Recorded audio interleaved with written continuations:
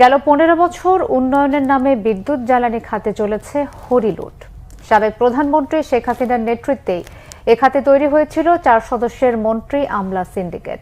দরপত্র ছাড়াই কাজ দেওয়া হয়েছে পছন্দের প্রতিষ্ঠান ও দলীয় নেতাকর্মীদের। পাশাপাশি হরিলুটের বিচার বন্ধে করা হয়েছে বিদ্যুৎ জ্বালানি দায় মুক্তির বিশেষ আইনও।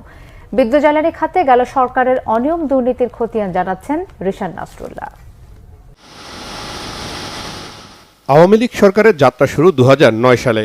তখন দেশে প্রতি ইউনিট বিদ্যুতের দাম ছিল ৩ টাকা ৭৩ পয়সা, যা ১৪২% বেড়ে এখন ৮ টাকা ৯৫ পয়সা। আর বাসায় ব্যবহার করা গ্যাসের ২ চুলার মাসিক বিল ৪৫০ টাকা থেকে দ্বিগুণেরও বেশি বেড়ে এখন ১০৮০ টাকা। বিদ্যুৎ জ্বালানি খাত উন্নয়নে ২০১০ সালে দায় মুক্তির বিশেষ আইন করে সরকার, যে আইনে টেন্ডার বা দরপত্র ছাড়াই প্রকল্প বাস্তবায়ন শুরু করে বিদ্যুৎ জ্বালানি মন্ত্রণালয়। সাবেক প্রধানমন্ত্রী শেখ হাসিনার নেতৃত্বে তার উপদেষ্টা তৌফিক ইলাহি চৌধুরী, প্রতিমন্ত্রী নসরুল হামিদ, সাবেক ২ সচিব আবুল কালাম আজাদ ও আহমেদ কায়েকাউসের সমন্বয়ে তৈরি হয় মন্ত্রী আমলা সিন্ডিকেট। উন্নয়নের নামে বিদ্যুৎ জ্বালানির মালিকানা তুলে দেওয়া হয় মাফিয়াদের হাতে। ঠিকাদার বলেন, বিনিয়োগকারী বলেন, সব নিয়োগ করা হলো এবং তারা বাছাই করা লোক এসে গেল এবং সেখানে অধিকাংশ ক্ষেত্রেই রাজনীতিবিদরা জড়িত ছিল এবং আমলারা সেখানে হাতিয়ার হিসেবে কাজ করেছে। এবং সেক্ষেত্রে সবচেয়ে বড় কাজ করেছে তৌফিক ইলাহি চৌধুরী। তারই হাত ধরে চলে আসছে ডক্টর কায়েকাউস, তারই হাত ধরে চলে আসছে একে আজাদ। সে এমনই আশীর্বাদ পুষ্ট দক্ষতা ব্যক্তি যে তাকে পরবর্তী পর্যায়ে রাজনীতিতেও টেনে আনা হয়েছে এবং তিনি এমপিও হয়ে গেছেন এবং কায়েকাউসকে মুখ্য সচিব করে সারা রাষ্ট্রের নির্বাহী দায়িত্বে আনা হয়েছে। পরবর্তী পুরস্কার স্বরূপ বিদেশে সংস্থায় তার চাকরিও হয়েছে। বাংলাদেশে যে বিপুল পরিমাণ দুর্নীতি এবং সম্পদ লুণ্ঠন এবং পাচার হয়েছে, তার একটা বড় উৎসই ছিল এই জ্বালানি ও বিদ্যুৎ খাত। এটা আমি বহু আগে থেকেই বলি যে জ্বালানি মন্ত্রণালয়টা ছিল আসলে একটা কর্পোরেট হাউস, দেশি এবং বিদেশি কর্পোরেট হাউসগুলোর একটা জনসংযোগ বিভাগ। তাদের কাজ ছিল তাদেরকে কিভাবে করা যাবে তাদেরকে পরামর্শ দেওয়া এবং তাদের কাগজপত্র রেডি করে দেওয়া, এগুলো করা। এবং সেই মন্ত্রণালয়ের দায়িত্ব তো প্রধানমন্ত্রীর হাতেই ছিল। কাজে এই বিদ্যুৎ খাতে, জ্বালানি ও বিদ্যুৎ খাতে যত অনিয়ম, দুর্নীতি, মিথ্যাচার, জনগণের উপরে চাপ, এই সমস্ত কিছুর জন্য দায়িত্ব তো প্রধানমন্ত্রীকেই নিতে হবে, কারণ উনিই ছিলেন মন্ত্রী এখানে। নসরুল হামিদ বিপু তার প্রতিমন্ত্রী হিসেবে নসরুল হামিদ বিপু এই পুরো অপরাধের একজন অন্যতম প্রধান ব্যক্তি। আওয়ামী লীগ সরকারের ১৫ বছরে দরপত্র ছাড়াই বেসরকারি খাতে ১০০-এর বেশি বিদ্যুৎ কেনার অনুমতি দেওয়া হয়।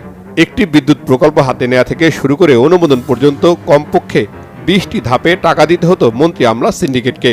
উন্নয়নের দোহাই দিয়ে অদক্ষ কুইক রেন্টাল বিদ্যুৎ কেন্দ্র স্থাপন করে ক্যাপাসিটি চার্জের নামে ব্যয় করা হয়েছে ৩ লাখ কোটি টাকা।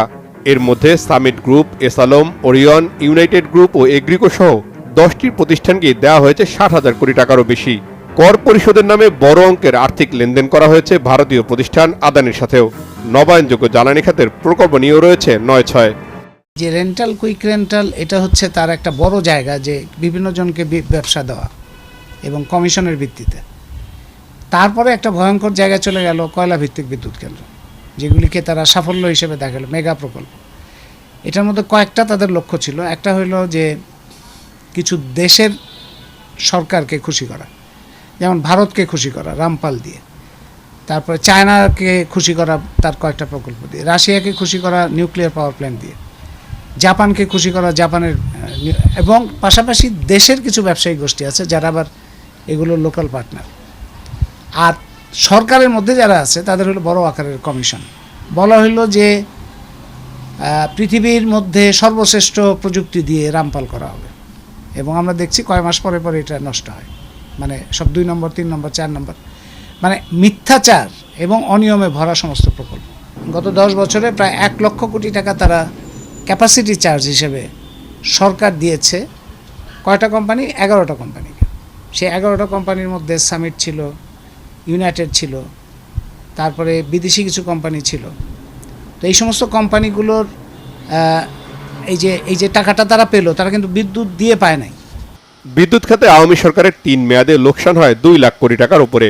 এর মধ্যে সরকারের দেয়া ভর্তুকির পরিমাণ ১,৩৭,০০০ কোটি টাকা। দেশীয় গ্যাস অনুসন্ধান না করে গত 5 বছরে এলএনজি আমদানিতে ভর্তুকি দেওয়া হয়েছে ২৬,০০০ কোটি টাকা। এলএনজি ব্যবসার বড় অংশ সামিট গ্রুপের দখলে। অন্যদিকে স্পট মার্কেটের সাথে যুক্ত থাকা প্রতিষ্ঠানগুলো সরকারের আশীর্বাদ পুষ্ট। গ্যাস নাই এটা বলে তারপর এলএনজি আমদানির কথা বলা হলো, যেটা 1 টাকায় আমাদের গ্যাস হতে পারে সেটা 50 টাকাতে আমদানি করা হচ্ছে, 50 গুণ বেশি দামে খরচে, এবং তার ফলে বৈদেশিক মুদ্রার রিজার্ভের উপর চাপ পড়ল। রেন্টাল কুইক রেন্টাল যে পরিমাণ বিদ্যুৎ উৎপাদনের জন্য প্রতিষ্ঠা করা হলো সেই পরিমাণ বিদ্যুৎ দরকার নাই, সুতরাং বসিয়ে রেখে তাদের ক্যাপাসিটি চার্জ দেওয়া হলো। কয়েক মাসে আমরা মাত্র কয়েকটা কোম্পানিকে লক্ষ কোটি টাকা ক্যাপাসিটি চার্জ দেওয়া হলো। এই যে লুণ্ঠনমূলক ব্যবসা ও অসাধু ব্যবসা সম্প্রসারণ করে ব্যয় বৃদ্ধি করেছে এবং মানে গোষ্ঠীগতভাবে লুণ্ঠনকারী তৈরি করা হয়েছে এখানে, সেটার আলটিমেট লক্ষ্য ছিল এ খাতকে আমদানি বাজারে পরিণত করা। বাইরের স্পট মার্কেটের দাম সবচেয়ে বেশি, তখন গ্যাস আমদানি করতে গেছে এলএনজি, সেই আমদানি করে দেখা গেল যে ভোক্তা পর্যায়ে পৌঁছাতে 85 টাকা তো পড়ে। প্রতিযোগিতার ভিত্তি দিয়ে সিলেকশন করিনি, তার মেয়াদ বাড়াইছেও সে এক অভিনব কায়দায়, সে ছাড়া আর কারোর কোনো আবেদন নেই। গত 10 বছরে বাংলাদেশে অনুসন্ধান ও উন্নয়ন কূপ মিলিয়ে 17টি কূপ খনন করেছে গ্যাসপ্রম। রাশিয়ার কোম্পানির প্রতিটি কূপ খননে গড়ে 152 কোটি টাকা করে নিয়েছে পেট্রোবাংলার কাছ থেকে, যেখানে দেশীয় প্রতিষ্ঠান বাপেক্সের কূপ খননের সর্বোচ্চ ব্যয় 80 কোটি টাকা। রিশান নাসরুল্লাহ, বাংলাভিশন, ঢাকা।